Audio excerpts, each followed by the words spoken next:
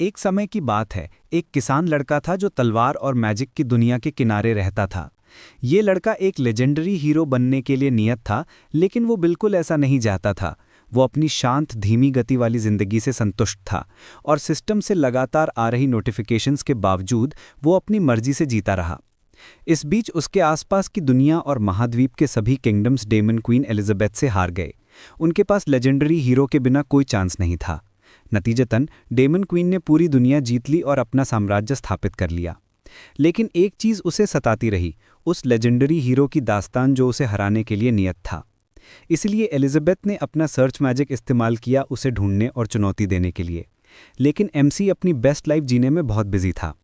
गांव एक special barrier से घिरा हुआ है जो उसे दिन में और भी ज़्यादा घंटे देता है ताकि वो वही कर सके जो उसे पसंद है। उसने ज़ीरो से घर बनाया, शिकार करता है, ध्यान करता है और ये सुनिश्चित करता है कि उसकी फसलें अच्छी तरह से बढ़ रही हैं और उसका डेमन या मैजिक से कोई लेना देना नहीं है। बहुत बहुत धन्यवाद। आखिरकार सिस्टम उसकी जिद से तंग आ गया और उसे शाप दिया कि वो डेमन क्वीन के हाथों मरे और फिर क्रैश होकर गायब हो गया। हमारा हीरो तो ये नोटिस भी नहीं करता, वो तो अपने ध्वांग पर ही फोकस्ड है, अपनी कुल्हाड़ी का नाम, जिसे वो जंगल में भूल गया था। और जैसे ही वो उसे लेने जाने वाला होता है, आसमान अंधेरा हो जाता है और गड़गड़ाहट डरावनी आवाज़ में गूंजती है। और वहाँ आती है एलिजाबेथ, डेमन क्वीन खुद। लेकिन डर से झुकने या उसकी अपार ताकत को मान्यता देने के बजाय हमारे लड़के की पहली इंस्टिंक्ट होती है कि वो दौड़कर अपने कपड़े और सूखी मछली को आने वाले तूफान से बचा ले। हमारा हीरो अच्छे मूड में है क्योंकि उसने अपने खजाने बचा लिए हैं और बेशक उसका भरोसेमंद इलेक्ट्रॉनिक पेट डॉग वोंग चाई उसके साथ है, उसका एकमात्र असली साथी। वो वोंग चाई को जल्दी अंदर लाने की कोशिश करता है, लेकिन जैसे ही वो अंदर जाने वाला होता है, ऊपर से एक आवाज़ गूंजती है। एलिजाबेथ, डेमन क्वीन खुद, सामने आने का फैसला करती है। हमारा लड़का वोंग चाई की ओर देखता है और अपने पेट डॉग से उसके बारे में पूछता है, लेकिन जाहिर है डेमन क्वीन जैसी ताकतवर को ऐसे राहगीर की तरह ट्रीट करना एलिजाबेथ को बिल्कुल अच्छा नहीं लगता। तब एमसी को अपनी बड़ी गलती का एहसास होता है और तुरंत माफ़ी मांग लेता है। अंदर से वो पैनिक हो रहा है क्योंकि साफ है कि ये गांव सुरक्षित होना चाहिए था, ना कि किसी अचानक अनचाहे मेहमान का स्टेज, और ऊपर से वो डेमन क्वीन खुद है। एलिजाबेथ दूसरी ओर उसकी तरफ कुछ फेंकती है, शायद उसकी रिएक्शन टेस्ट करने के लिए। खुद को बचाने की एक हताश कोशिश में हमारा लड़का अपना खजाना हवा में उछाल देता है, लेकिन वो ऑब्जेक्ट सीधा उसके हाथ में आकर गिरता है और वो निकलता है एक तलवार, और कोई साधारण तलवार नहीं बल्कि चमकती हुई होली स्वॉर्ड अल्फा। वो उसे फेंकने की कोशिश करता है, लेकिन लगता है कि उसके अपने प्लान्स हैं। अब वो शुद्ध केओस का हथियार पकड़े हुए हैं और उसे बिल्कुल पता नहीं क्यों। एलिजाबेथ जो उसे ध्यान से देख रही है, उसकी कन्फ्यूजन को चालाक ट्रिक समझ लेती है। उसे लगता है कि वो कोई अद्भुत ताकत छुपा रहा है। इसी सोच के साथ वो अपना परिचय देती है और फिर तुरंत अगले ही सेकंड उसे मारने का फैसला कर लेती है। हमारा बेचारा हीरो अब और भी ज़्यादा कंफ्यूज्ड है और अपना सिर खुजला रहा है कि आखिर डेमन क्वीन यहाँ कैसे आ गई जब वो गांव से बाहर भी नहीं गया था। हालात बद से बदतर हो रहे हैं और जब उसे लगता है कि अब इससे ज़्यादा पागलपन नहीं हो सकता, वोंग चाई उस पर भौंकना शुरू कर देता है। जैसे ही एलिजाबेथ अपना मैजिक कास्ट करना शुरू करती है, एमसी को याद आता है कि सिस्टम ने बताया था कि उनका आमना सामना होना ही था। और अब ये एहसास होने के बाद कि उसके पास अपनी किस्मत पर बिल्कुल भी कंट्रोल नहीं है, वो तलवार को किनारे फेंक देता है। आखिरकार वो तो इस पागल दुनिया में सिर्फ एक न्यूबी है और अल्टीमेट बॉस सामने आ चुका है, तो लगता है सरेंडर ही उसकी एकमात्र ऑप्शन है। आधी मुस्कान के साथ हमारा लड़का अपने घर के अंदर रिट्रीट करने का फैसला करता है और अजीब तरह से शांति महसूस करता है कि उसकी ज़िंदगी यहाँ जैसी रही है वैसी पर उसे कोई पछतावा नहीं है, बिल्कुल भी नहीं। लेकिन एलिजाबेथ उसकी मुस्कान को चुनौती समझ लेती है, तो अपनी अनंत बुद्धि में वो उसके कीमती बनाए घर पर बोल्डर्स फेंकने का फैसला करती है। इस बीच वोंग चाई अटैक की ट्रेजेक्ट्री कैलकुलेट करके आने वाले बोल्डर्स पर मिसाइल फायर करता है। एलिजाबेथ सोचती है कि वोंग चाई कोई मैजिकल आर्टिफैक्ट है जो एमसी से जुड़ा हुआ है, तथाकथित लेजेंडरी हीरो। वो अपनी श्रेष्ठता पर भी आश्वस्त है, इसलिए आगे सवाल करने की जहमत नहीं उठाती और जल्दी काम खत्म करने के लिए अपना मैजिक इस्तेमाल करती है। इस बीच वोंग चाई हर सामान्य समझ के नियम को ठुकरा देता है और उनकी अटैक्स कैलकुलेट करके उन्हें उल्टा वापस भेज देता है। स्वाभाविक है एलिजाबेथ को यह हंसी आती है कि ये छोटा सा चीज़ सच में उसे सबक सिखाने की कोशिश कर रहा है। मनोरंजन के साथ साथ परेशान होकर वो वोंग चाई और पूरे एरिया को मिटाने का निश्चय करती है। इस दौरान वो विशाल ब्लैक होल्स बनाती है, लेकिन उसका मैजिक किसी सस्ते पटाखे की तरह फेल हो जाता है, जिससे वो वहीं खड़ी रह जाती है कन्फ्यूजन में कि आखिर गड़बड़ हुई कहाँ। वो सोचती है कि शायद हमारे लड़के ने उसके छोटे से घर के अंदर कुछ ऐसा किया है जिससे उसकी पावर गड़बड़ा गई है। बेशक सच्चाई इससे बहुत कम ग्लैमरस है। हमारा बेचारा हीरो अपने बिस्तर पर लेटा है और अपनी किस्मत को पूरी तरह से स्वीकार कर चुका है, शायद मन ही मन अपनी फेयरवेल स्पीच बना रहा हो। वोंग चाई इस बीच एलिजाबेथ पर लगातार भौंकता रहता है और उसे ये हरकत उतनी ही मज़ेदार लगती है जितनी परेशान करने वाली। फिर वो तय करती है कि अब बहुत हो गया और अपने पंख खोलकर कुत्ते की ओर दौड़ती है। 1 घंटे बाद एमसी उठता है और अनिश्चित महसूस करता है कि वो जिंदा है या मर चुका। सब कुछ चुप है, बेहद डरावनी। वो जितनी हिम्मत जुटा सकता है जुटाकर दरवाजे तक जाता है और धीरे से उसे खोलता है और सबसे अच्छे की उम्मीद करता है, लेकिन सबसे बुरा देखता है। वहाँ है एलिजाबेथ, यार्ड में खड़ी वोंग चाई को अपने हाथों में ऐसे लटकाए जैसे कल का कपड़ा। बेचारा कुत्ता पूरी तरह से बेजान दिखता है। उनकी नज़रें मिलती हैं और जैसे कोई इस्तेमाल किया हुआ नैपकिन फेंकता है, वो वोंग चाई को ज़मीन पर फेंक देती है। फिर वो उसके मैजिक टूल को नष्ट करने के लिए माफ़ी जैसी कुछ कहती है। हालांकि उसके शब्दों में कोई असली करवा नहीं है।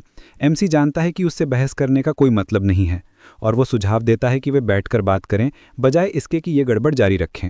एलिजाबेथ लड़के से बात करने के लिए मान जाती है, लेकिन केवल ये सुनिश्चित करने के बाद कि वो 6 फीट ज़मीन के नीचे हो। हालांकि इससे पहले कि वो ऐसा कर सके, चीज़ें अप्रत्याशित मोड़ लेती हैं। उसे एहसास होता है कि वो अपनी सीमा तक पहुंच चुकी है और सोचती है कि क्या ये उसका अंत है। गिरे हुए स्टैचू की सारी गरिमा के साथ वो गिर पड़ती है। हमारा हीरो उसकी जांच करने के लिए दौड़ता है, लेकिन फिर अजीब बातें होने लगती हैं क्योंकि उसके कपड़े गायब होने लगते हैं और जैसे जैसे एलिजाबेथ का शरीर धीरे धीरे दिखाई देने लगता है, हमारे हीरो के नाक से खून बेतहाशा निकलने लगता है। रात होने तक एलिजाबेथ उठती है और खुद को बिस्तर पर पाती है। उसका पहला ख्याल ये है कि डेमन क्वीन के लिए ये कितना अपमानजनक है कि उसका हाल ये हो गया। वो हथकड़ियाँ देखती है और मान लेती है कि हमारे लड़के ने उसे ख़त्म करने की बजाय किसी ट्रॉफी की तरह रखने का फैसला किया है। बहुत बहुत धन्यवाद। वो मैजिक इस्तेमाल करने की कोशिश करती है, लेकिन समझ जाती है कि हथकड़ियाँ हिलती तक नहीं, और उससे भी ज़्यादा उनकी खनखनाहट साफ कर देती है कि ये भी हमारे हीरो का एक और ओवरपावर्ड आर्टिफैक्ट है। फिर वो कमरे के चारों ओर देखती है और अजीब चीज़ों के कलेक्शन को नोटिस करती है।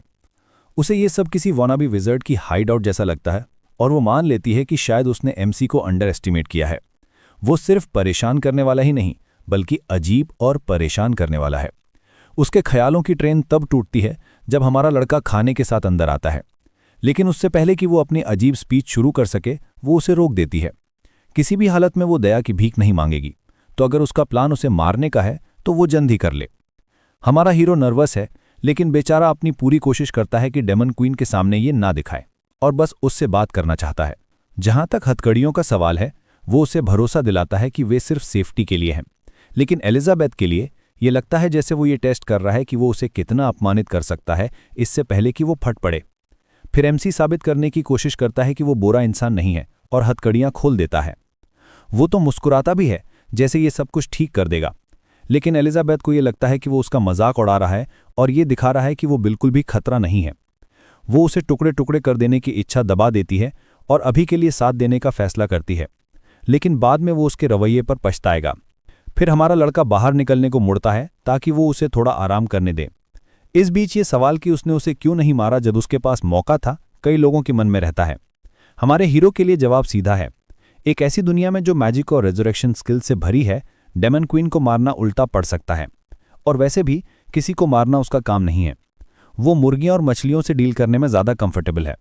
उसकी बड़ी योजना इस कॉन्फ्लिक्ट को हल करने की बेहद आसान है, यानी उसका दोस्त बन जाना। उसे अपने इस ब्रिलियंट आइडिया पर गर्व होता है और वो खुद ही हंसता है। दुर्भाग्यवश उसकी हंसी सिर्फ एलिजाबेथ को ये यकीन दिलाती है कि वो उसका मजाक उड़ा रहा है। वो उस पर घूरती है, जबकि वो नोटिस करता है कि उसका बेचारा साथी वोंग चाई इस पूरे क्योस के बीच पूरी तरह से दुखी हो गया है। एलिजाबेथ जिज्ञासु है कि क्या वोंग चाई एमसी का कोई पावरफुल मैजिक टूल है हमारे लड़के के लिए। हालांकि ये बस एक छोटा गैजेट है जिसे उसने हाल ही में बोरियत में बनाया है। एलिजाबेथ जो परफेक्ट मौके का इंतजार कर रही है, इसे अपना समय समझती है। वो अपने अनंत मैजिक का इस्तेमाल करके अपनी ताकत रिकवर करने का फैसला करती है। उसकी नज़र में हमारे हीरो ने अभी अपना मैजिक टूल खो दिया है और अब ताकत पूरी उसकी है। वो उसका खिलौना तोड़ने के लिए आधे मन से माफ़ी मांगती है और साथ ही अटैक की तैयारी करती है। दूसरी ओर एमसी पूरी तरह से सुधार करें डेमन क्वीन की प्लॉटिंग से अनजान है और वोंग चाई से मेमोरी कार्ड निकालने में बिजी है। फिर वो एक शेल्फ खोलता है जिसमें कई और वोंग चाई दिखते हैं और उसे भरोसा दिलाता है कि चिंता मत करो क्योंकि उसके पास ढेर सारे और हैं। एलिजाबेथ जम जाती है और खुद को पूरी तरह से ऑफ गार्ड पाती हैं। हमारा लड़का हालांकि मेमोरी कार्ड को दूसरे वोंगचाई में स्लाइड कर देता है और उसे एक्टिवेट कर देता है। फिर एलिजाबेथ को कुछ स्वादिष्ट महक आती है। अपने सामान्य विश्वास के बावजूद कि वो ऐसे मामूली चीज़ों जैसे खाने से परे है, ये महक उसकी इंद्रियों को चुंबक जैसी ताकत से खींच लेती है। हमारा हीरो उसे सब्जियों और अनाज से बना खाना ऑफर करता है जिसे उसने खुद उगाया है। एलिजाबेथ डंपलिंग का एक निवाला लेती है, फिर दूसरा, फिर तीसरा, जैसे उसके अपने हाथों पर उसका कोई कंट्रोल नहीं। स्वाद एक विस्फोट है, जैसे जादुई पटाखे उसके मुंह में फूट रहे हों। यहां तक कि एक डेमन क्वीन होने के बावजूद वो इनकार नहीं कर सकती कि ये फ्लेवर इरेजिस्टिबल है। फिर अचानक मसाला उसे मुक्के की तरह लगता है और जल्द ही वो पसीने से तर और कांपने लगती है। एमसी, जिसने अपने स्वाद के हिसाब से थोड़ी मिर्च डाली थी, घबराकर अपने उंगलियां काटने लगता है। जैसे ही एलिजाबेथ खुद को संभालने की कोशिश करती है, वो खुद से सोचती है कि बेशक ये ईवल हीरो उसे किसी अजीब एक्सपेरिमेंट के लिए खाने से कैद कर रहा है। हमारा लड़का ध्यान से अलग अलग इंग्रेडिएंट से सूप बनाता है जो एलिजाबेथ को डंपलिंग खाने के बाद महसूस हो रहे स्पाइस को काट सके, लेकिन उसका खाना उसके दिमाग के साथ खेलता है। एक पल उसे यकीन है कि वो उसे जहर खिला रहा है और अगले ही पल उसे लगता है जैसे वो आसमान में उड़ रही है। फिर भी वो चम्मच उठाती है और खा लेती है, और थोड़ी देर के लिए वो खुद को और ताकतवर महसूस करती है, जैसे उसने कोई छिपी हुई शक्ति खोज ली हो। लेकिन फिर वो होश में आती है और जानना चाहती है कि आखिर वो उससे चाहता क्या है। हमारा लड़का बस इतना चाहता है कि समझ सके कि एक डेमन क्वीन और एक हीरो शांति से कैसे रह सकते हैं। लेकिन बेशक एलिजाबेथ फिर गलत समझ जाती है कि वो बस उसे टेस्ट सब्जेक्ट की तरह इस्तेमाल करना चाहता है, ताकतवर बनने और उसे हराने के लिए। वो गुस्से से भर जाती है, क्योंकि एक नाइट के रूप में मरना ठीक है, लेकिन अपमानित होना नहीं। किसी तरह हालांकि वो जाने देती है और तय करती है कि ये लड़ाई के लायक नहीं। हमारा लड़का दूसरी ओर पूरी तरह से परेशान है कि अगर वो उसे मार दे तो, लेकिन ऐसा करने के बजाय एलिजाबेथ बैठकर चढ़ जाती है और साफ कर देती है कि वो उसकी शर्तें मान रही है। क्योंकि वो उससे डरती नहीं, बल्कि इसलिए क्योंकि वो अल्टीमेट पावर चाहती है। और जाहिर है उसकी डेडली ऑरा ये साफ कर देती है कि अगर कोई उसे झुकाने की कोशिश करेगा तो वो उन्हें खत्म कर देगी। हमारा बेबस लड़का, जिसे सच में पता नहीं कि और क्या करे, उसकी हर मांग मान लेता है, यहां तक कि एक्स्ट्रा फूड भी। 1 साल बीत चुका है और हमारा हीरो होली स्वर्ड से लकड़ी काटते हुए ख्यालों में खोया हुआ है। डीमन क्वीन ने गांव की प्रोटेक्टिव बैरियर तोड़ दी है और अब वो उतना ही एक्सपोज्ड है जितना भेड़िए की मांद में खरगोश। मॉन्स्टर्स दिखाई देने लगे हैं, हालांकि वो पास आने में हिचकिचाते हैं, चाहे डीमन क्वीन के डर से या कॉमन सेंस से, कौन जाने। लेकिन एमसी ये सोचकर परेशान है कि अगर एलिजाबेथ कभी जाने का फैसला करती है तो उसका अंत तय है। जैसे ही वो गहरे विचारों में डूब रहा होता है, एलिजाबेथ उसे झटके से बाहर निकालती है, क्योंकि उसे लंच चाहिए। और जैसा कि वो अच्छा सर्वेंट बन चुका है, वो उसकी डिमांड पूरी करने दौड़ पड़ता है। एमसी की सर्वाइवल एक चीज पर निर्भर है, एलिजाबेथ की प्रोटेक्शन पाना। लेकिन एलिजाबेथ दूसरी ओर बड़ी खुशी से ऑब्लिवियस होकर सोफे पर चिप्स का पैकेट लेकर ऐसे लेटी है जैसे उसके पास और कोई काम ही न हो। पूरे साल कुछ न करते हुए वो प्रैक्टिकली सोफे का हिस्सा बन चुकी है और आलू में बदल रही है। लेकिन इसके बावजूद उसमें हिम्मत है ये कंप्लेन करने की कि टीवी पर वही चीजें देखकर वो थक चुकी है। हमारा हीरो लेकिन ज्यादा अहम बातों पर सोच रहा है। वो उसे लंच के लिए बुलाता है, लेकिन किचन तक पैदल जाने के बजाय वो मैजिक से उड़कर पहुंचती है। उसे पता है कि वो लेजी हो चुकी है, लेकिन मानने के बजाय वो ब्लेम हमारे लड़के पर डाल देती है कि वही उसे चिप्स खिलाकर और लेजी बना रहा है। एमसी समझाता है कि चिप्स खाने से कैलोरीज और फैट बढ़ रहा है। एलिजाबेथ फिर अपने पेट के आसपास एक्स्ट्रा वेट नोटिस करती है और फैसला करती है उस फैट को मैजिक एनर्जी में बदलने का। हमारा हीरो ये ट्रांसफॉर्मेशन देखकर हैरान रह जाता है कि कैसे आसानी से एक्स्ट्रा फैट पावर में बदल गया। एलिजाबेथ अब शेखी बकारने लगती है कि उसने फिर से उसके नॉन एग्जिस्टेंट प्लान्स खराब कर दिए। हमारा लड़का, जिसने बहुत पहले ही उससे बहस करना छोड़ दिया है, बस उसकी हर बात मान लेता है। एलिजाबेथ फिर ऐसे खाने लगती है जैसे कल कभी आने वाला नहीं हो, और एमसी, जो अब मान चुका है, वादा करता है कि और बनाएगा। आखिरकार उसने अपनी किस्मत मान ली है कि उसे उसके साथ ही रहना है, लेकिन वो तुरंत गलत समझ लेती है कि वो उसे मोटा करके बाद में मार डालेगा।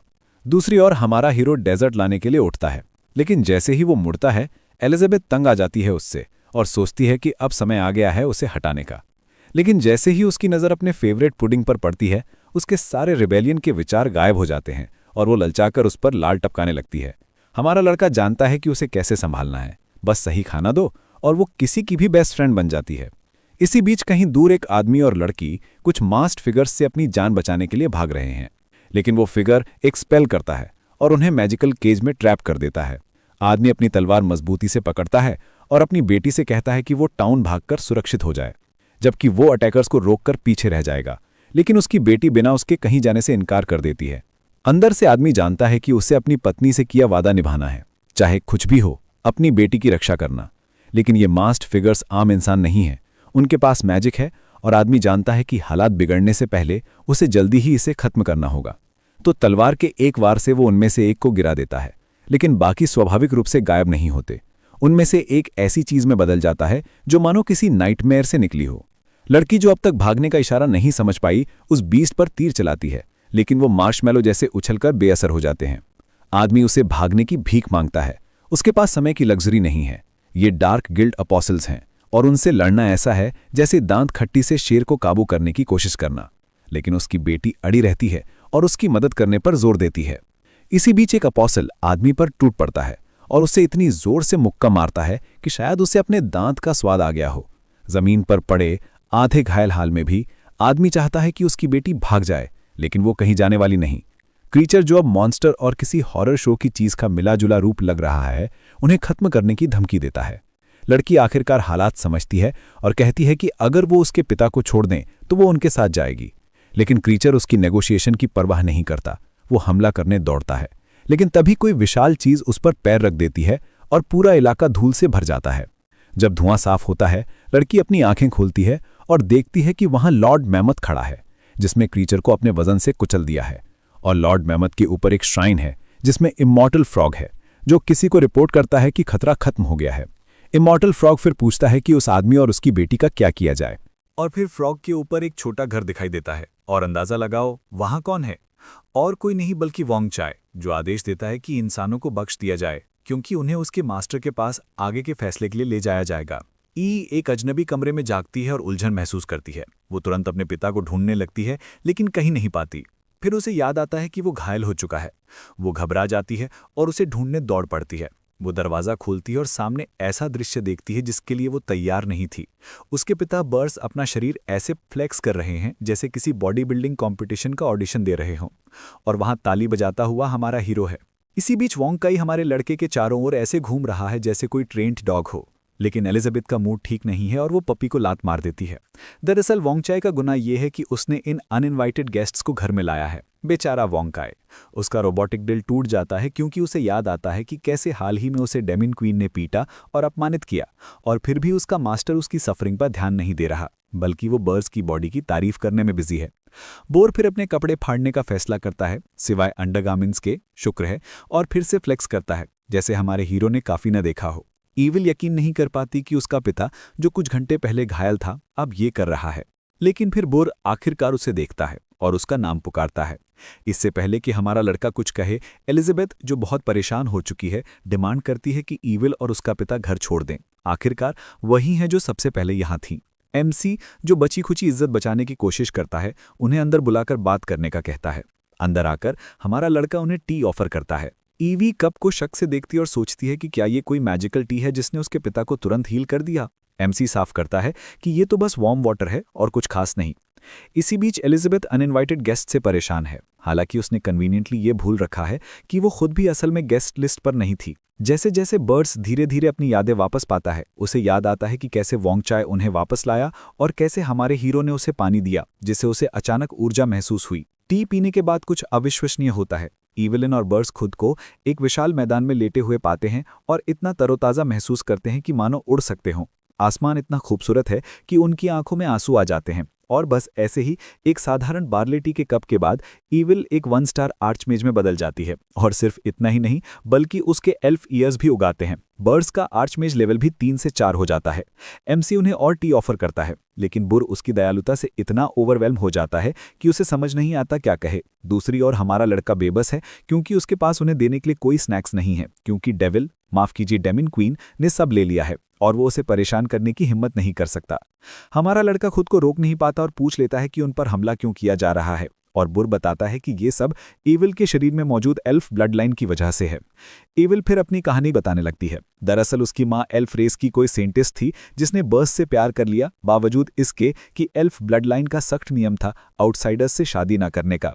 हीरो फिर क्यूरियस हो जाता है कि क्या एल्व्स उनके पीछे पड़े हैं, लेकिन एलिजाबेथ उस विचार को खारिज कर देती है और ईविल की पूरी कहानी को प्योर नॉनसेंस कह देती है, क्योंकि इंटररेशियल मैरिज रूल उतना ही पुराना है जितना डायल अप इंटरनेट, सब डेमन क्वीन के दुनिया को एक करने की वजह से। फिर बुर बताता है कि कैसे जब उसकी पत्नी को बदकिस्मती से वापस एल्फलैंड लौटना पड़ा तो उसने हीरोइकली ईविल को पकड़ लिया और छिपने चला गया। एमसी को ये सब ऐसा लगता है जैसे कोई ट्रैजिक लव स्टोरी हो जिसमें शुरुआत से ही सब बर्बाद हो, लेकिन बुर साफ करता है कि एल्फ्स ने उन्हें जाने दिया क्योंकि उसकी पत्नी ने बलिदान दिया था, और असली मुसीबत अब डेमन रेल्म के डार्क गिल्ड की है। हमारा लड़का एलिजाबेथ की ओर देखता है जो किसी का सिर फाड़ने के लिए तैयार दिख रही है। वो तुरंत समझ जाता है कि शायद उसने किसी नाजुक नर्व पर चोट कर दी है, तो वो माफी मांगता है। एलिजाबेथ लेकिन अभी भी गुस्से में है, लेकिन डार्क गिल्ड पर ध्यान केंद्रित करने का फैसला करती है और डिटेल्स मांगती है। बुर्स बताता है कि डार्क गिल्ड इंसानों पर एक्सपेरिमेंट्स कर रही है और डेमन क्वीन को वापस लाने की कोशिश कर रही है, और उन्हें इसके लिए एल्फ्स की जरूरत है। इसी वजह से वो ईविल को निशाना बना रहे हैं जिसने अभी तक अपना ब्लड लाइन पावर एक्टिवेट नहीं किया। एलिजाबेथ सीधे हमारे लड़के के विचार पढ़ लेती है, लेकिन वो उसे भरोसा दिलाता है कि उसे पता है वो अब तक कहाँ रही है। इसी बीच बर्स और ईविल को बिल्कुल अंदाजा नहीं है कि दोनों के बीच किस तरह की अजीब टेलीपैथिक लड़ाई चल रही है। एलिजाबेथ, जो साफ देख रही है कि सिर्फ 1 साल में दुनिया कितनी बदल गई है, पूछती है कि किसने उन्हें बताया कि डेमन क्वीन मर चुकी है। बुर्स बताता है कि डेमन क्वीन 500 साल पहले गायब हो गई थी, और अगर वो अब तक जिंदा होती तो कब की लौटकर राज कर रही होती। ये सुनकर एमसी, जो बस 1 साल बाहर था, ऐसा दिखता है जैसे वो 500 साल बूढ़ा हो गया हो। एलिजाबेथ दूसरी ओर उत्सुक है ये जानने के लिए कि डेमन क्वीन की मौत की जानकारी का स्रोत क्या है। ये बताती है कि कुछ लिटरेचर के मुताबिक डेमन क्वीन को लेजेंडरी हीरो ने मार दिया था। हीरो और डेमन क्वीन पूरे 1 महीने तक लड़े और आखिर में हीरो ने कॉन्टिनेंट को बचाने के लिए अपना बलिदान दे दिया और दोनों ही मर गए। उसी पल एलिजाबेथ की ऑरा उतनी ही घातक हो जाती है जितनी गर्मी के दिन का तूफानी बादल।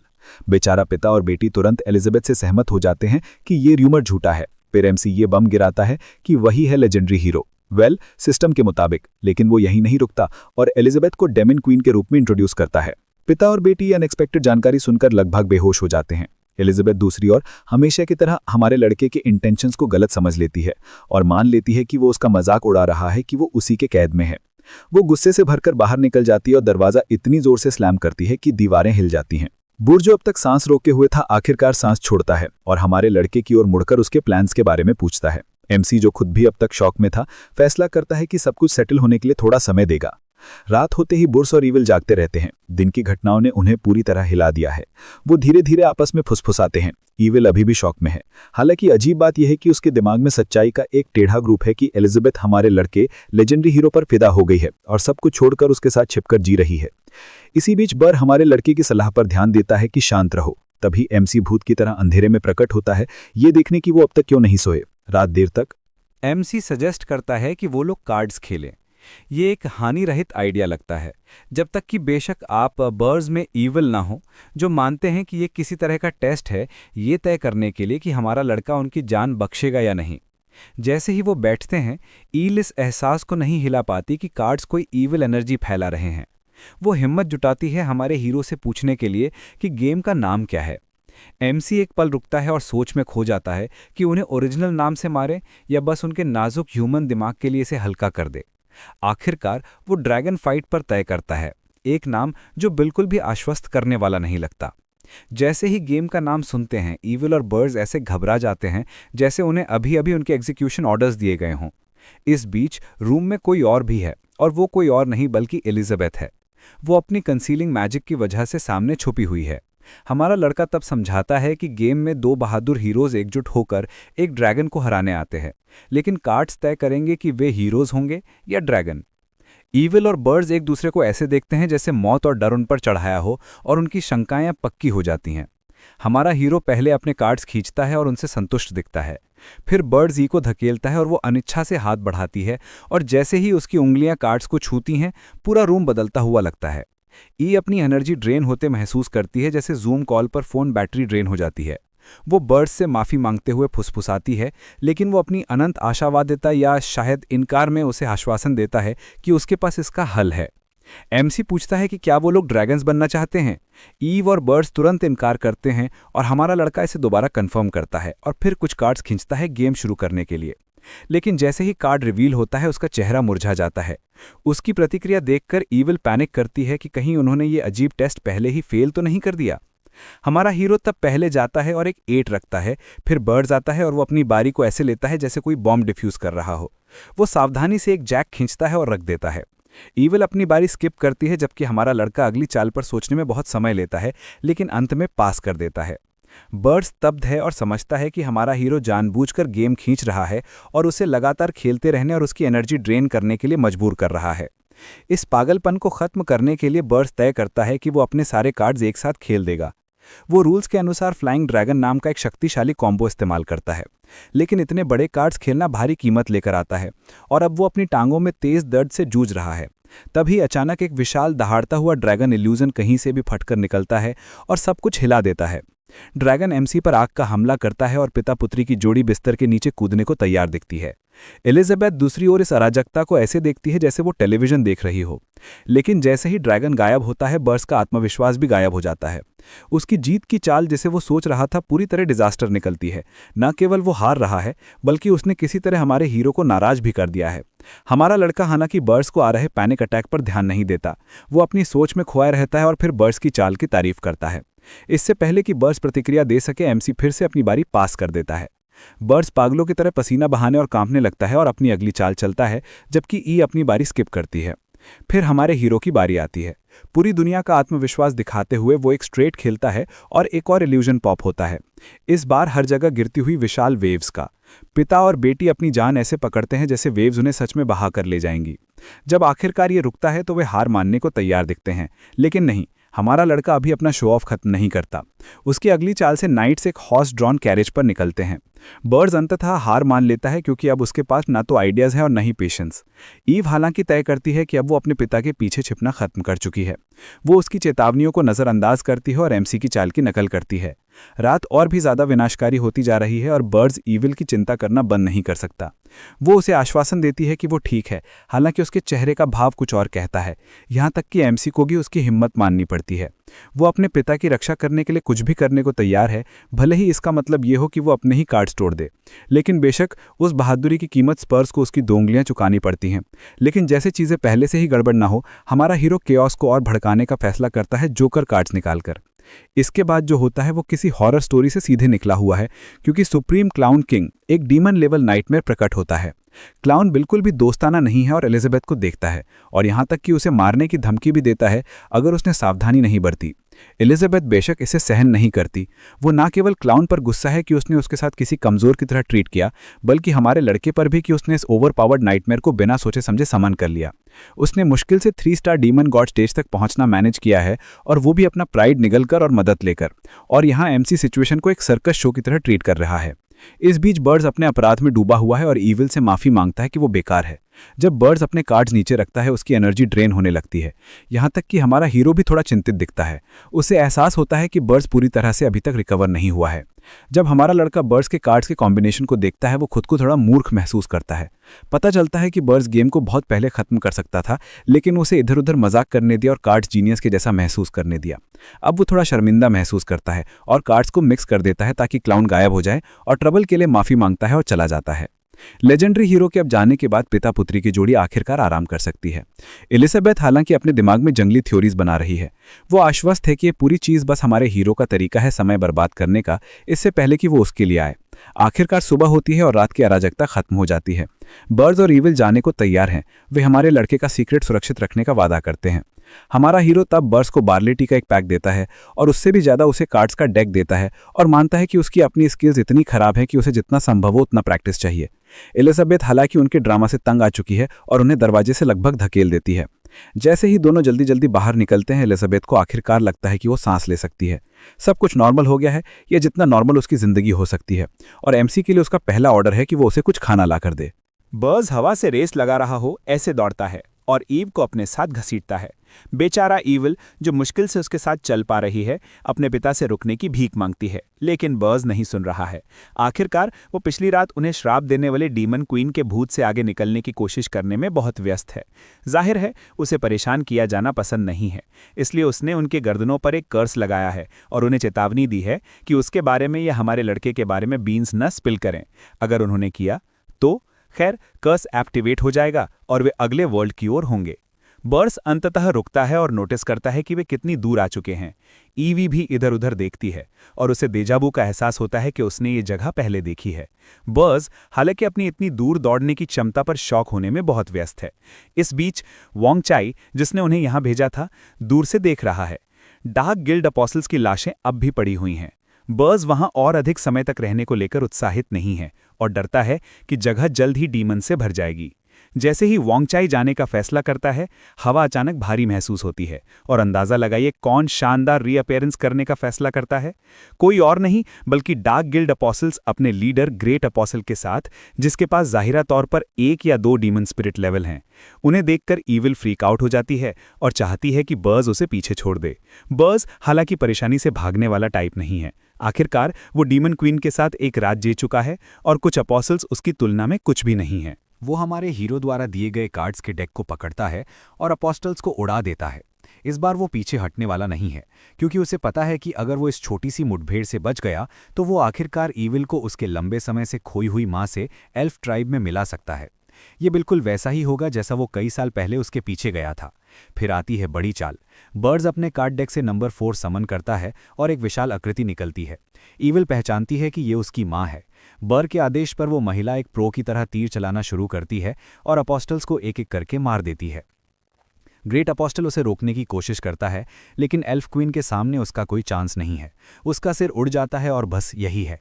लड़ाई जीतने के साथ बर्ड्स अपने घुटनों पर गिर जाता है और ऐसा लगता है जैसे उसने पूरी आर्मर में मैराथन दौड़ लिया हो। ईव उसकी जांच करने दौड़ती है, लेकिन बर्ड्स ने अभी एक बिल्कुल नया पेशा ईजाद किया है और उस दिन कार्ड मास्टर आधिकारिक रूप से पैदा होता है। 1 हफ्ता बीतता है जब से ईविल और बर्ड्स चले गए हैं और एमसी अपनी शांतिपूर्ण फार्म लाइफ पर लौट आता है। अभी वो वाटरमेलन खा रहा है और मैजिकल वर्ल्ड की फ्रूट ब्रीडिंग मेथड्स की प्रशंसा कर रहा है।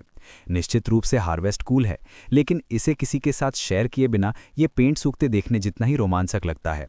शुरू में वो फार्म पर अपनी शांत पीसफुल जिंदगी से पूरी तरह संतुष्ट था। कोई हसल नहीं, कोई बसल नहीं, बस एक सिंपल अस्तित्व उसके नाखूनों में मिट्टी के साथ। लेकिन जब से वो आउटसाइड वर्ल्ड के लोगों से मिला, उसने बेचैनी महसूस करना शुरू कर दिया। वो इसे अनदेखा करने की कोशिश कर सकता है, लेकिन किसे बेवकूफ़ बना रहा है। एडवेंचर बुला रहा है और वो बिल्कुल भी ऐसा आदमी नहीं है जो एक अच्छे बुलावे को अनदेखा करे, भले ही इसका मतलब हो उसके कंफर्ट जोन से बाहर कदम रखना। लेकिन वो अच्छी तरह जानता है कि वो बिल्कुल भी बहादुर एडवेंचरर टाइप नहीं है और आखिरकार कमज़ोर है। इसलिए वो इस इच्छा को दबाने की कोशिश करता है, लेकिन ये एक ज़िद्दी एहसास की तरह है जो जाने का नाम नहीं लेता। तभी एलिजाबेथ अपनी यूजुअल ड्रामेटिक एंट्री के साथ अंदर आती है। वो नोटिस करती है कि हमारा लड़का उदास दिख रहा है और पूछना ही पड़ता है कि क्या हुआ। हमारा हीरो शेयर करता है कि वो एक्सप्लोर करना चाहता है। एलिजाबेथ सजेस्ट करती है कि वो उसके साथ टैग करे। ये सुनकर एमसी का चेहरा चमक उठता है, क्योंकि जाहिर है अगर डीमन क्वीन उसके साथ है तो कम से कम उसे कमज़ोर होने की चिंता नहीं करनी होगी। दोनों तब जल्दी से तैयार हो जाते हैं और निकलने की तैयारी करते हैं। एलिजाबेथ अपनी उंगलियों का इस्तेमाल करती है और एक मैजिकल पोर्टल प्रकट होता है। हालांकि उसके अंदर कदम रखने से पहले हमारा हीरो उसे चिंताओं की एक लिस्ट सुनाता है। पहला, उसे वादा करना होगा कि वो उसे आधे रास्ते पर डिच नहीं करेगी। दूसरा, उसे अपनी इमोशंस कंट्रोल में रखनी होगी और शायद अनावश्यक अटेंशन आकर्षित करने से बचना होगा। उसके लिए शायद ऐसा लगता है जैसे वो उसे ऑर्डर्स दे रहा हो, लेकिन हैरानी की बात है कि वो ज़्यादा फंस किए बिना मान जाती है। फिर उसकी आखिरी चिंता आती है, क्योंकि वो जानना चाहता है कि क्या वो ट्रिप के बाद उसके साथ वापस आएगी, क्योंकि जाहिर है वो अकेले मॉन्स्टर्स से भरे विलेज में अपनी सर्वाइवल स्किल्स को टेस्ट नहीं करने वाला है, जिसका क्रेडिट भी उसे ही जाता है। एलिजाबेथ तुरंत मान जाती है, क्योंकि उसका उसे हराने से पहले जाने का कोई इरादा नहीं है। लेकिन बदले में उसकी अपनी एक रिक्वेस्ट है, जो है एक फ्रूट पुडिंग। सिंपल, स्वीट और पूरी तरह एलिजाबेथ। सब कुछ आखिरकार सेटल होने के बाद वे पोर्टल से गुजरते हैं, जबकि बेचारे वॉन्ग चाई को फार्म गार्ड करने के लिए छोड़ देते हैं, या शायद बस सल्क करने के लिए। दूसरी ओर वे खुद को एक वाइब्रेंट टाउन में पाते हैं। अब वे बोर टाउन में हैं, एक न्यूट्रल जगह। एमसी पूरी तरह उत्साहित हो जाता है और एक छोटे बच्चे की तरह एक्ट करता है, जैसे वो इधर उधर देखता है, इक्विपमेंट शॉप से लेकर मीट शॉप तक। वो खुशी खुशी इधर उधर दौड़ रहा है, जबकि एलिजाबेथ नोटिस करती है कि 100 साल बाद भी आउटसाइड वर्ल्ड ज़्यादा नहीं बदला है। वो अग्री करता है कि ये उतना पागल नहीं लगता जितना बर्ड्स ने इसे बना दिया था। एलिजाबेथ इसका पूरा क्रेडिट लेती है। उसकी अविश्वसनीय लीडरशिप से आई सपोस्ट शांति, जिसने सबको बचाया। लेकिन हमारा हीरो सुन नहीं रहा, क्योंकि वो नज़दीकी स्टॉल पर बहुत बिजी है, जहां बच्चे डॉल्स बेच रहे हैं। अचानक एक बीस्टमैन, जो पिग जैसा दिखता है, आता है और गुस्से में बच्चों के स्टॉल को लात मार देता है। जाहिर है उनकी चर्च उसके गैंग को पैसा देती है और उन्होंने हिम्मत की उसके एरिया में स्टॉल लगाने की। बच्चे, खासकर छोटी लड़की एनी, बहुत डर जाती है। वो खड़ी होकर कहती है कि वे एक भी पैसा नहीं देंगे क्योंकि गैंग कोई प्रोटेक्शन नहीं देता। लेकिन पिगहेड इसकी बात पर ध्यान नहीं देता। एनी भी पीछे नहीं हटती और उसे चेतावनी देती है कि नन जल्द ही लौटेगी और उसे संभाल लेगी। लोग स्ट्रीट ड्रामा देखने के लिए इकट्ठा हो जाते हैं, लेकिन एमसी और बर्दाश्त नहीं कर पाता और बीस्टमैन पर चिल्ला उठता है। पिगहेड अपना ध्यान हमारे लड़के पर घुमा देता है और जाहिर है हमारा हीरो अब समझ नहीं पाता क्या करना है, तो वो चुपचाप एलिजाबेथ से मदद मांगता है। लेकिन उसकी कोल्ड शोल्डर देखकर साफ है कि आज उसे हीरो बनने में कोई इंटरेस्ट नहीं है। तो अब हमारा हीरो भीड़ को घेरता है और ऐलान करता है कि बीस्टमैन एक छोटी लड़की को परेशान कर रहा है। श्योरली लोग आगे बढ़ेंगे, है ना? नोप।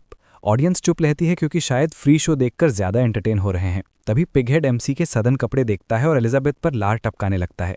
हमारा लड़का सुझाव देता है कि वे शांति से बात करें या बेहतर हो तो कुछ लोकल स्पेशलिटीज ऑफर करें। लेकिन पिगहेड डिप्लोमेसी के लिए नहीं आया है। वो अपने लैकी को आदेश देता है कि हीरो को पीटो और एलिजाबेथ पर लॉक करो, और वही एलिजाबेथ को ट्रिगर करता है। हाँ, एमसी ने पहले उसे इम्प्रिजन किया था, लेकिन ये क्लाउन्स भी ऐसा सोचें? Not on her watch. उसका गुस्सा मौसम बदल देता है और आसमान में डार्क क्लाउड्स और थंडर रोल करने लगते हैं, जैसे खुद आसमान पिगहेड को बता रहा हो कि उसने गलत लोगों से पंगा लिया है। पिगहेड और उसका गैंग घबरा जाते हैं, शायद सोच रहे हैं कि बारिश होगी या उनकी जिंदगी बह जाएगी। हमारा लड़का उसे शांत करने की कोशिश करता है कि अगर उसने जारी रखा तो पूरा टाउन मिट जाएगा। एलिजाबेथ उन्हें बख्श देती है, लेकिन मुश्किल से। एनी, जो सारा ड्रामा देख रही थी, एलिजाबेथ की ताकत से दंग रह जाती है। पिगहेड ये सब फर्स्ट सिर्फ 10 गोल्ड कॉइन्स के लिए कर रहा है, और ये सुनकर हमारा हीरो एलिजाबेथ की ओर देखता है, जिसके पास गोल्ड इतना है कि समझ नहीं पाती क्या करे। वो उसे थोड़ा उधार मांगने का सुझाव देता है और कहता है कि वो अपनी गार्डन से सब्जियां बेचकर चुका देगा। एलिजाबेथ उसे इडियट कहती है इतनी रिडिकुलस ट्रेड सजेस्ट करने पर, खासकर क्योंकि उसने अपना ट्रेजर चेस्ट भी साथ लाने की जरूरत नहीं समझी। तब हमारा लड़का लोकल प्रोडक्ट से पेमेंट करने का सुझाव देता है। शायद उसकी गार्डन वेजीज ही काफ़ी हों, लेकिन पिगहेड खुश नहीं होता। जैसे ही हालत डिजास्टर की ओर जाती है, एक पाउच ऑफ गोल्ड कॉइन्स अचानक कहीं से उड़कर पिगहेड के चेहरे पर लगता है। पता चलता है कि ये हॉथॉर्न थियस ने फेंका है, जो पिगहेड पैसे लेकर निकल जाना चाहता है। पिगहेड नोटिस करता है कि कॉइन्स थंडर्सबर्ग थॉर्न के हैं, जो एक पावरफुल सॉर्ड सेंट गिल्ड है, और वाइजली फिलहाल के लिए पीछे हट जाता है। एमसी एनी को उठाकर खड़ा करता है, फिर वो हॉथॉर्न को शुक्रिया कहने के लिए कुछ बनाना ऑफर करता है। लेकिन हॉथॉर्न इसके बजाय एक पार्टनरशिप प्रपोज करता है, जिससे उनके फाइनेंशियल प्रॉब्लम्स हल हो सकते हैं। एलिजाबेथ जाहिर है इंटरेस्टेड नहीं है, लेकिन हमारा लड़का किसी को नहीं छोड़ना चाहता जिसने उसकी मदद की हो, इसलिए वो इंसिस्ट करता है साथ रहने पर। उनका अगला स्टॉपिक पब है, लेकिन अंदर जाने से पहले हॉथॉर्न चेतावनी देता है कि पास रहना। जैसे ही वे अंदर जाते हैं, एक बीस्टमैन एलिजाबेथ से छेड़खानी करने की गलती कर बैठता है। एलिजाबेथ उसे इतनी आइसी नज़र देती है कि सूरज भी फ्रीज हो जाए। बीस्टमैन और उसके दोस्त नज़रें फेर लेते हैं। एलिजाबेथ फिर एमसी की ओर मुड़कर उसे दोष देती है कि उसने उसे इस पैथेटिक गैदरिंग में खींच लिया। हमारा हीरोज़ का ध्यान एक प्राइवेट रूम की ओर कराता है। दरवाज़ा खुलते ही कई औरतें आती हैं, जो तुरंत हॉथॉर्न पर लुट पड़ती हैं। हमारा लड़का जम जाता है और उसका जबड़ा प्रैक्टिकली ज़मीन छू जाता है जब उसे समझ आता है कि यह हॉथॉर्न की वाइव्स हैं। हाँ, वाइव्स, प्लूरल। लगता है हॉथॉर्न खुद का हैरम चला रहा है। फिर वे सब चाय के लिए बैठते हैं और हॉथॉर्न इंट्रोडक्शन शुरू करता है। सबसे पहले हैं गाशा, एक शील्ड वॉरियर, फिर लो, एक असैसिन, उसके बाद ग्ली, एक मेज, और अंत में है गालिया, एक एल्वेन आर्चर। एमसी बताता है कि उसने हाल ही में एक और एल्फ से मुलाकात की है, लेकिन एलिजाबेथ स्मॉल टॉक से तंग आ जाती है और चाहती है कि हॉथॉर्न फैमिली यूनियन छोड़कर सीधे मुद्दे पर आए। लेकिन उसका एटीट्यूड गाशा को इरिटेट करता है, जो चाहती है कि वो इतनी रूड ना बने। लो और जालिया भी एलिजाबेथ के कॉन्फिडेंस और लुक्स पर हार्श कमेंट्स करती हैं। एलिजाबेथ गुस्से के कगार पर है। वो उन्हें वार्निंग देती है कि अगर कियोस चाहिए तो वो खुशी से देगा, लेकिन बाद में रोना मत। हमारा हीरो सेंस करता है कि स्टॉर्म आने वाला है, तो वो तुरंत अपना सीक्रेट वेपन निकालता है, एलिजाबेथ का फेवरेट पुडिंग। बस एक स्पूनफुल और उसका गुस्सा गायब, जैसे कभी था ही नहीं। हमारा लड़का फिर एक रिडिकुलस स्टोरी शेयर करता है कि वे किसी नेमलेस ट्राइब के मेंबर्स हैं, जहां एलिजाबेथ क्वीन है और वो उसका लॉयल सर्वेंट। ये सब बकवास सिर्फ डिस्ट्रैक्शन के लिए है, और लो और गालिया को और मटेरियल देता है एलिजाबेथ का मजाक उड़ाने के लिए। वे पीछे नहीं हटते और फिर से उस पर ताने कसते हैं। एमसी समझाता है कि ये उसकी पहली बार दुनिया में बाहर निकलना है और वो अभी भी कल्चरल डिफरेंसेस की आदत डाल रही है। इस बीच हॉथॉर्न, जो ड्रामा खत्म होने का इंतजार कर रहा था, आखिरकार बिजनेस की बात करता है। वो अपनी ग्रैंड प्लान बताता है, जिसके अनुसार वो चाहता है कि वे उसके और उसकी वाइफ्स के साथ ट्रेजर डंजन में जुड़ें। उसने एलिजाबेथ की पहले की स्ट्रेंज डिमोनिक एनर्जी भी देखी है, जो स्मॉल टाउन प्रिंसेस जैसी बिल्कुल नहीं लगती। हमारा हीरो उत्सुक होता है और एनी से ट्रेजर डंजन्स के बारे में पूछता है। एनी समझाती है कि ये मैजिकल स्पेसेस होते हैं जो एंशिएंट बीइंग्स ने वैल्यूएबल ट्रेजर्स छिपाने के लिए बनाए थे, और ये छुपे हुए और खतरनाक होते हैं। हॉथॉर्न असली कारण बताता है कि उसे उनकी ज़रूरत क्यों है, और वो है क्योंकि डंजन बैरियर तोड़ने के लिए 8 लोग चाहिए। ये सुनकर एनी का मूड खराब हो जाता है। उसे पता है कि ये डंजन्स बेहद मुश्किल हैं और एक मियाँ 4 स्टार मैजिशियन होने के नाते वो खुद को तैयार महसूस नहीं करती। हमारा लड़का उससे सहानुभूति जताता है क्योंकि उसकी मैजिकल स्किल्स भी खास नहीं हैं। लेकिन हॉथॉर्न उन्हें आश्वासन देता है कि उनका काम बस हेड काउंट पूरा करना है।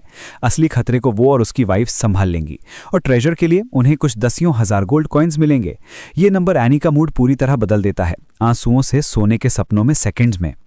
एमसी एलिजाबेथ की ओर राय लेने को देखता है, लेकिन वो पुडिंग में इतनी एनग्रॉस्ड है कि ध्यान ही नहीं देती और फैसला उस पर छोड़ देती है। फिर आता है मैजिक मेजरमेंट। हॉथॉर्न ग्ली से कहता है कि फैंसी क्रिस्टल बॉल लाए जो सपोजिटली सभी का मैजिकल लेवल बताता है। एनी समझाती है कि ये कैसे काम करता है, जैसे वो लेक्चर दे रही हो। हॉथॉर्न का लेवल पहले से पता है, जो है 4 स्टार डीमन स्पिरिट, और उसकी वाइफ 4 और 5 स्टार ग्रैंड मेजर्स के बीच कहीं है। तो नेचुरली वो जानना चाहता है कि बाकी गैंग कहाँ खड़ी है। एनी पहले जाती है और रिस्पेक्टेबल 300 पर क्लॉक इन करती है। अगला है हमारा लड़का, जो कॉन्फिडेंटली हाफ बॉल पर रखता है और पूरी उम्मीद करता है कि ये उसे लेजेंडरी हीरो कंफर्म करेगा। वे इंतजार करते हैं और बॉल अपना वर्डिक्ट देती है, जो है एक बड़ा मोटा 0। एमसी का चेहरा फेल्ड सूल्के से भी तेज गिर जाता है। रियलिटी उसे जोर से लगती है कि फार्मिंग के साल मैजिकल ट्रेनिंग की जगह नहीं ले सकते। फिर वो ऐलान करता है कि उसकी असली टैलेंट एग्रीकल्चर में है। इसे साबित करने के लिए वो सभी को कुछ बनानाज ऑफर करता है जो उसने हाल ही में हार्वेस्ट किए हैं। अनसरप्राइजिंगली वाइव्स मना कर देती हैं और सोचती हैं कि ट्रेजर हंट में फार्मर को क्यों ला रहे हैं।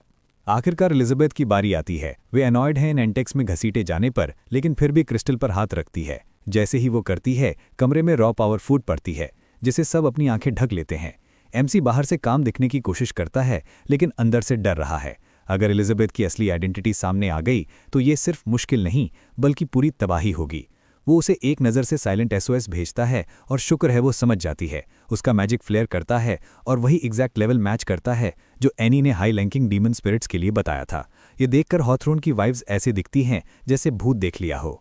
इस बीच हमारा हीरो आखिरकार सांस ले पाता है, शायद 5 मिनट में पहली बार। दूसरी ओर हॉथॉर्न थ्रिल्ड है। एलिजाबेथ की पावर कंफर्म होने के साथ ट्रेजर पाने के उनके चांसेस आसमान छू जाते हैं। एनी, जो इस सब की नहीं है, डंजन्स और ट्रेजर हंट्स देखने को लेकर उत्साहित हो जाती है। वे इंतजार नहीं कर सकती आगे क्या होगा। हॉथॉर्न चाहता है कि गिल एक टेलीपोर्टेशन स्क्रॉल यूज करे और पलक झपकते ही वे कहीं और पहुंच जाते हैं। हमारा लड़का थोड़ा डीजी महसूस करता है, लेकिन टेलीपोर्टेशन को ऑसम पाता है, जबकि एनी एलिजाबेथ की कामनेस देखकर कांप रही है। हॉथॉर्न डंजन में रश करना चाहता है, लेकिन एलिजाबेथ ऐलान करती है कि वो घर जाना चाहती है। सब प्रैक्टिकली एक्सप्लोड हो जाते हैं। गशा फ्यूरियस है और गिल और गैलिया भी एंग्री हैं, लेकिन एलिजाबेथ को कोई परवाह नहीं। वो बस उन्हें डेयर करती है कि कुछ करें। एमसी बीच में आता है और उससे विनती करता है कि कम से कम उसे डंजन के अंदर देखने दे। इस बीच एनी नोटिस करती है कि केव से निकल रही एनर्जी अजीब तरह से एलिजाबेथ जैसी लगती है। हमारा लड़का इसके बारे में क्यूरियस होता है, लेकिन इससे पहले कि वो कुछ कहे, हॉथॉर्न उसे धक्का देकर साइड करता है और एलिजाबेथ से वादा करता है कि वो उसकी रक्षा करेगा और कॉपरेट करने की रिक्वेस्ट करता है।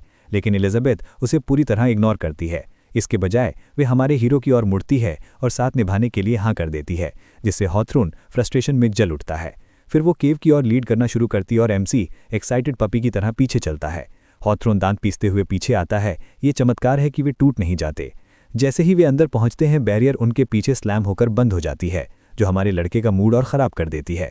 वे पैनिक करने लगता है और एलिजाबेथ उसे और डराती है कि बाहर निकलने का एक ही तरीका है, या तो बैरियर बनाने वाले से ज़्यादा स्ट्रांग बनो या उसका सेट किया टास्क पूरा करो।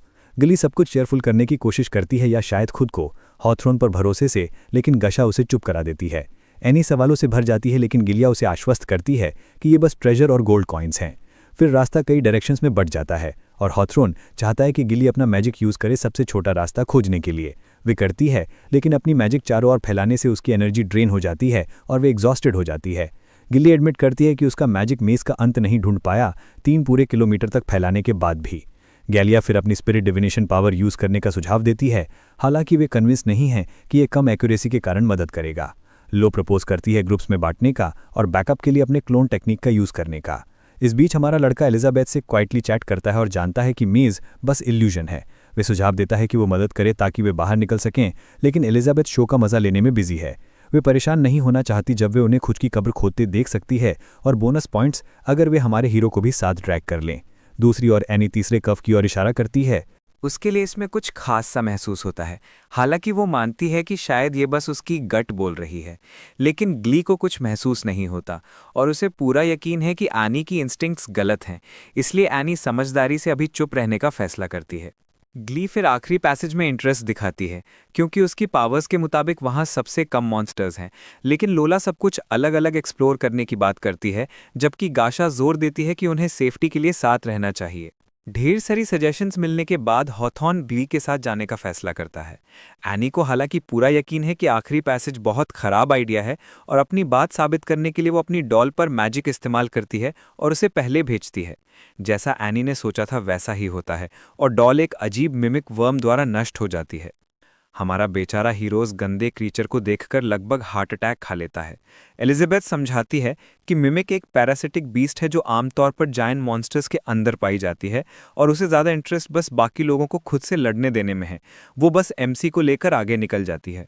एनी फिर से रोकने की कोशिश करती है और लो सजेस्ट करता है कि उनका क्लोन इस्तेमाल किया जाए उन्हें फॉलो करने और इंटेल इकट्ठा करने के लिए, लेकिन हॉथॉर्न डिसाइड करता है कि क्लोन अननेसेसरी है। उसे प्रैक्टिकली एलिजाबेथ से कामनेस रेडिएट होते हुए महसूस होता है। उसका फैसला कोई रैंडम इम्पल्स नहीं बल्कि प्योर कॉन्फिडेंस से लिया गया डिसीजन है, इसलिए वो उसका साथ देने का फैसला करता है। इस बीच पैसेज की शैडोज में कुछ या कोई उनके मूव करने का इंतजार कर रहा होता है। हॉथॉर्न और उसकी wives endless army of monsters से लड़ने में बिजी हैं, जो इतनी तेजी से मल्टीप्लाई हो रहे हैं कि वो संभाल भी नहीं पा रहे।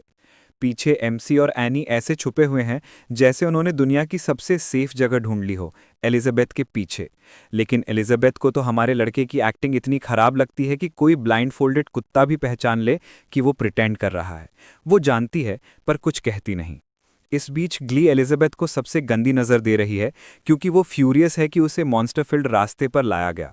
एलिजाबेथ समझाती है कि मैजिक के आसपास मॉन्स्टर्स का आना बिल्कुल नॉर्मल है, लेकिन ग्ली एक्सप्लेनेशन सुनने के मूड में नहीं है, खासकर जब एलिजाबेथ जो वॉकिंग पावर हाउस है खुद मदद करने के बजाय बस पीछे खड़ी शो एंजॉय कर रही है। हॉथॉर्न चीज़ों को कूल करने की कोशिश करता है, लेकिन ग्ली बिल्कुल भी मूड में नहीं है। उसकी नज़र में एलिजाबेथ उसके मास्टर को सेड्यूस करने की कोशिश कर रही है। जेलिया और गाशा सजेस्ट करती हैं कि वो थोड़ा रेस्ट करें, लेकिन एलिजाबेथ मानने को तैयार नहीं, क्योंकि वो यहाँ टाइम वेस्ट करने नहीं आई। जेलिया और लो चाहती हैं कि एलिजाबेथ उन्हें छोड़कर आगे बढ़ जाए। हॉथॉर्न फिर से एलिजाबेथ को कन्विंस करने की कोशिश करता है कि वो ब्रेक ले और थोड़ा एल्फ पोशन पीकर रिचार्ज करे। मिस्टीरियस पोशन के बारे में सुनकर हमारा हीरो उसे पीना चाहता है, क्योंकि शायद ये उसे अपनी अगली बड़ी कलनरी मास्टरपीस के लिए इंस्पिरेशन दे। एलिजाबेथ अच्छे से समझ सकती है कि उसने दुनिया की फाइनेस्ट डिशेस खा ली हैं और अब कुछ सिंपलर चाह रहा है। बस इसी वजह से वो ब्रेक लेने के लिए अग्री करती है। जैसे ही वो बैठते हैं, जेलिया गर्व से अपना स्पेशल एल्फ पोशन ऐसे फ्लॉन्ट करती है जैसे वो कोई प्राइसलेस ट्रेजर हो। बेशक एलिजाबेथ को उसकी जरूरत नहीं, लेकिन हॉथॉर्न को जेलिया के वर्ड्स में रूडनेस महसूस होता है, इसलिए वो अपने मास्टर के कहने पर पोशन एलिजाबेथ को देती है। लेकिन एलिजाबेथ उसे एमसी को फेंक देती है और वो स्टार्विंग आदमी की तरह उसे बफे में निगल जाता है। लेकिन ग्रासी टेस्ट इतना स्ट्रांग होता है कि वो लगभग उल्टी कर देता है। फिर वो उसे एनी को ऑफर करता है, लेकिन वो मना कर देती है क्योंकि उसने अपना ज्यादा मैजिक इस्तेमाल नहीं किया। जेलिया का चेहरा गुस्से से लाल हो जाता है ये देखकर कि उसका पोशन रिजेक्ट कर दिया गया। हालात और बिगड़ते हैं जब एलिजाबेथ उसे फेंक देती है। इससे गेलिया और ज्यादा गुस्से में आ जाती है।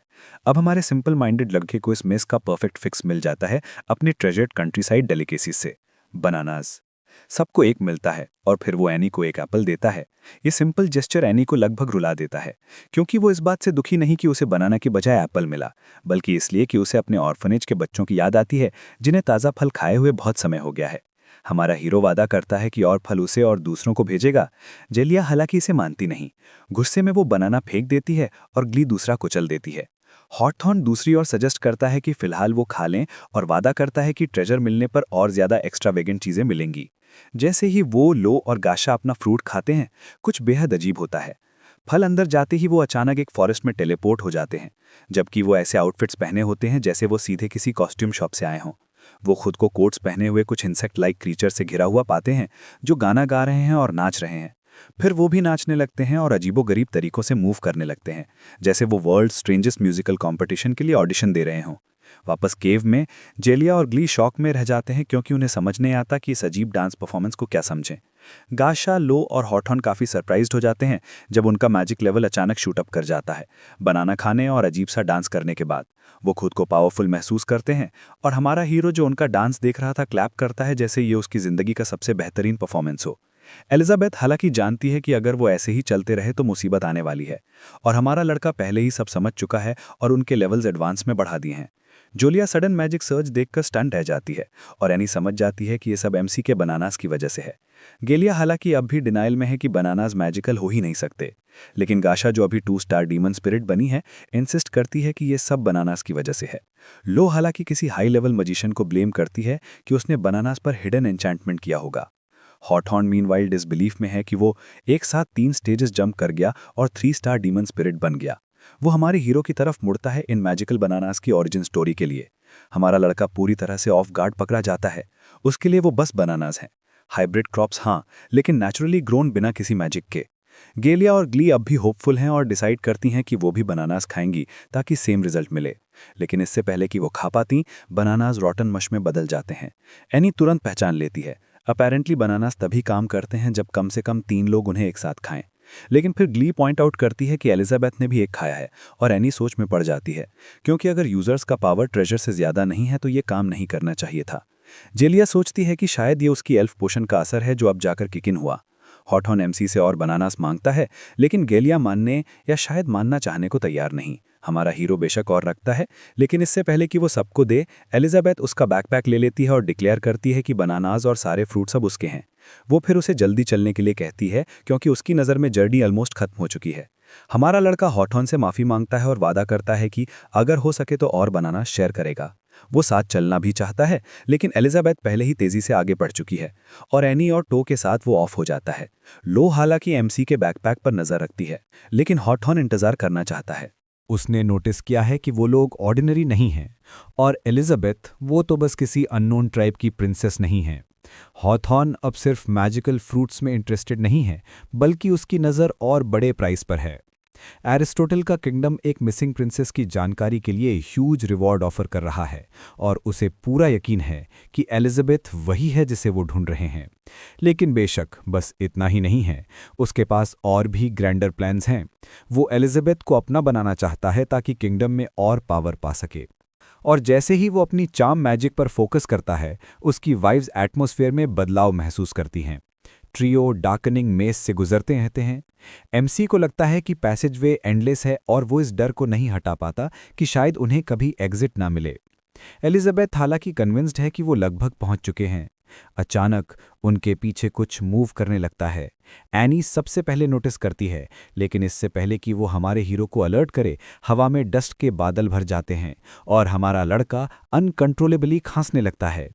वहां आता है हॉथॉर्न अपनी वाइफ्स को उठाए हुए, जो किसी चीज से बिविच्ड लग रही हैं। वो एलिजाबेथ से अपनी देरी के लिए माफ़ी मांगता है और अपनी सर्विसेज ऑफर करता है और यहां तक सजेस्ट करता है कि वो उसकी पीठ पर चढ़ जाए। एलिजाबेथ हालांकि तुरंत मना कर देती है क्योंकि वो उसके राइट बनने के लिए क्वालिफाइड नहीं है। हॉथॉर्न थोड़ा ऑफेंडेड दिखता है, लेकिन गलिया और भी इरिटेटेड हो जाती है और अचानक उसका सिर गिर जाता है और उसका शरीर जमीन पर गिर पड़ता है। खून हर तरफ बिखर जाता है। सब फ्रीज हो जाते हैं और कुछ पल के लिए किसी को समझ नहीं आता कि चिल्लाएं, बेहोश हो जाएं या बस भागें। तभी सीलिंग पर कुछ मूवमेंट शुरू होती है और कुछ घिनौने क्रीचर्स निकल आते हैं, जिन्हें ड्रैगन फ्रीज कहते हैं। उनमें से एक एलिजाबेथ पर कूदता है, लेकिन वो उसे मक्खी मारने की तरह ब्लास्ट कर देती है। इस बीच एनी, जिसने पहले ही मान लिया है कि वो इसी मेज में मरने वाली है, बस अपनी बारी का इंतजार करती है। हमारा लड़का एलिजाबेथ को ऐसे पकड़ लेता है जैसे वो धरती पर आखिरी लाइफलाइन हो, और एलिजाबेथ सोचती है कि सेल्फिश पहले मरे। जबकि लो इन परेशान करने वाले फ्लीस से लड़ रही है, ग्ली हॉथॉर्न और गैशा के चारों तरफ एक डिफेंसिव शील्ड कास्ट करती है। फिर ये सेल्फिश बीस्ट मैन अपने असली रंग दिखाता है और चाहता है कि ट्रियो खुद अपना रास्ता ढूंढे, जबकि वो एलिजाबेथ की मिस्टीरियस आइडेंटिटी समझने की कोशिश करता है। ड्रैगन फ्रीज के अटैक्स जारी रहते हैं, हालात और बिगड़ते जाते हैं और टेबल्स टर्न हो जाती हैं। ग्ले की मैजिकल शील्ड टूट जाती है और उसका सिर भी गलियास के साथ हेडलेस क्लब में शामिल हो जाता है। फिर लो और गैशा की बारी आती है, जबकि हॉथॉर्न भी खुद को बचाने में बिजी हो जाता है। हॉथॉर्न अपनी तलवार घुमाता है और ड्रैगन फ्लीस को काटता है। गैशा दूसरी ओर हैंड टू हैंड फाइटिंग को मैजिक के साथ ब्लेंड करती है, जबकि लोलो अपनी असैसिनेशन स्किल्स इस्तेमाल करती है और स्वॉर्म को एक सीजन्ड प्रो की प्रिसिजन से काटती है। लेकिन चाहे वो कितनी भी कोशिश करें, फ्लीज आते ही रहते हैं और वो थकने लगते हैं। इस बीच लोग कुछ पल के लिए अपने थॉट्स में खो जाती है और तभी एक ड्रैगन फ्ली उस पर हमला करता है, लेकिन हॉथॉर्न उसे लात मारकर दूर फेंक देता है और लोलो को बचा लेता है। इस बीच एलिजाबेथ अब भी सोच रही है कि एमसी आगे क्या करने वाला है। उनकी असली शक्लें देखने के बाद वो सोचती है कि क्या वो आखिरकार प्रिटेंडिंग छोड़ देगा। हमारा लड़का रिग्रेट से भर जाता है क्योंकि उसे अच्छे से एहसास हो जाता है कि वो गांव में फार्मिंग करना ही ज़्यादा पसंद करेगा, जहां उसे मारने वाली चीज़ बस कोई ज़िद्दी घास होती है। एलिजाबेथ डिसाइड करती है कि अब उन्होंने काफ़ी सफ़र कर लिया है और अब अपनी असली वर्थ या लैग दरऑफ दिखाने का वक्त है, और चाहती है कि हमारा हीरो सल्किंग बंद करे और अगले के लिए रेडी हो। वो आगे बढ़ती है और हॉथॉर्न और उसकी 2 वाइफ्स को फ्रीज संभालने के लिए छोड़ देती है। एक फ्ली उनका पीछा भी करता है, लेकिन एनी पपेट मास्टर की तरह अपनी डॉल से उसे लात मारकर दूर कर देती है और उसे खत्म कर देती है। जैसे जैसे वो आगे बढ़ते हैं, एलिजाबेथ एक स्पेल कास्ट करती है और उनके सामने एक ह्यूज गेट प्रकट होता है। वो खुलता है और वो उसके पार चले जाते हैं। हॉथॉर्न भी उसे देखता है और चाहता है कि गैशा और लो उसकी पीठ पर चढ़ जाएं और वो गेट में चार्ज कर जाए। जैसे ही गेट बंद होने वाला होता है, वो किसी तरह अंदर पहुंच जाते हैं और दूसरी तरफ क्या पाते हैं? एक रूम जो गोल्ड कॉइन्स, जूल्स और दूसरे शाइनी ट्रेजर्स से भरा हुआ है। हमारा लड़का उत्साहित हो जाता है जैसे ही वो अपने सामने गोल्ड कॉइन्स का पहाड़ देखता है। ये किसी फेरी टेल का सीन लगता है, सिवाय इसके कि हॉथॉर्न होते हुए उसे रास्ते से धक्का दे देता है। गैशा भी अपना सबसे अच्छा होगा ये सुनिश्चित करने के लिए कि एनी को स्पॉटलाइट में आने का कोई आइडिया ना आए, और ट्रेजर अब हॉथॉर्न का सच्चा प्यार है। वो अब उनके हेल्प के लिए आभारी होने का नाटक भी नहीं कर सकता। इसके बजाय वो सोचता है कि अपना अप्रिसिएशन दिखाने का सबसे अच्छा तरीका उन्हें किल करने की कोशिश करना है। हमारा हीरो उसे याद दिलाता है कि अब वो बराबर हैं और शायद उसे इस पूरे डेथ वाले मामले में ज़्यादा ओवरबोर्ड नहीं होना चाहिए। लेकिन हॉथॉर्न को फेयरनेस में कोई इंटरेस्ट नहीं है। उसकी आंखें डीमन किंग के नेक्टर पे जमी हैं और ग्रैटिट्यूड उसके दिमाग में सबसे आखिरी चीज़ है। जैसे ही हालात गर्म हो रहे होते हैं, एक गोल्ड कॉइन गिरने की आवाज़ हवा में गूंजती है। शुरू में ये काफ़ी हार्मलेस लगता है, लेकिन फिर ज़मीन जायंट के कदमों जैसी गड़गड़ाहट से हिल जाती है। कॉइन्स के नीचे से एक विशाल डरावना गोल्डन ड्रैगन उभरता है। एमसी उसे एलिजाबेथ को दिखाता है जैसे कि उसने सामने खड़े इस विशाल मॉन्स्टर को नोटिस ही नहीं किया हो। एनी भी पूरी तरह पैनिक मोड में चली जाती है और ड्रैगन की दहाड़ हालात को और बिगाड़ देती है। हॉथॉर्न, जिसे अब भी यकीन है कि वो एक एपिक स्ट्राइक से हालात संभाल सकता है, अपनी पत्नियों को ऑर्डर देता है कि ड्रैगन को रोके रखें जब तक वो किल के लिए पावर अप कर ले। लो और गाशा एक्शन में कूद जाती हैं। लोलो लीड लेती है। वो अपना क्लोन टेक्निक इस्तेमाल करती है और उम्मीद करती है कि ड्रैगन कंफ्यूज हो जाएगा, लेकिन ड्रैगन क्लोन की परवाह करने के लिए बहुत बिजी है क्योंकि वो ड्रैगन है। इस बीच हॉथॉर्न को लगता है यही मौका है, ड्रैगन उसका आखिरी हर्डल है और अब अपना पूरा पावर अनलीश करने का समय आ गया है। जैसे ही वो अपनी सारी एनर्जी इकट्ठा करता है, लोलो टैक्टिक बदलती है और मल्टीपल एंगल से स्ट्राइक करने के लिए अपनी असैसिनेशन स्किल्स का इस्तेमाल करती है। ड्रैगन जरा भी नहीं हिलता। ये ऐसे है जैसे टूथपिक से पत्थर को चुभना। फिर गाशा की बारी आती है। वो अपनी मैजिक को शील्ड में बदलती है और ड्रैगन पर फेंक देती है। गाशा अपनी हाल ही में अपग्रेडेड अटैक से काफ़ी खुश है और सोचती है कि यह फ्लॉलेस है, लेकिन ड्रैगन को यह पसंद नहीं आता। वो अपने क्लॉ के एक स्वाइप से उसे उड़ा देता है। ये देखकर लोलो तंग आ जाती है और बिग गन्स निकालने का फैसला करती है। अपना 1000% क्लोन टेक्निक इस्तेमाल करती है। उसे पता है कि ये बहुत डैमेज नहीं करेगा, लेकिन वो कन्विंस्ड है कि ये क्लोन्स कम से कम ड्रैगन को डिस्ट्रैक्ट करेंगे। लेकिन ड्रैगन गोल्ड कॉइन्स की बारिश करता है और लोलो के सारे क्लोन्स को सेकंड्स में खत्म कर देता है। और ऑफ कोर्स कॉइन्स ट्रियो को भी नहीं छोड़ते। एलिजाबेथ जो अपने प्रोटेक्टिव बैरियर में सुरक्षित है, ये नोटिस किए बिना नहीं रह सकती कि हमारा हीरो शॉकिंगली काम लगता है। लेकिन वो नहीं जानती कि वो काम नहीं है। वो वहीं जमे हुए है और पूरी तरह कियोस से पैरालाइज्ड है।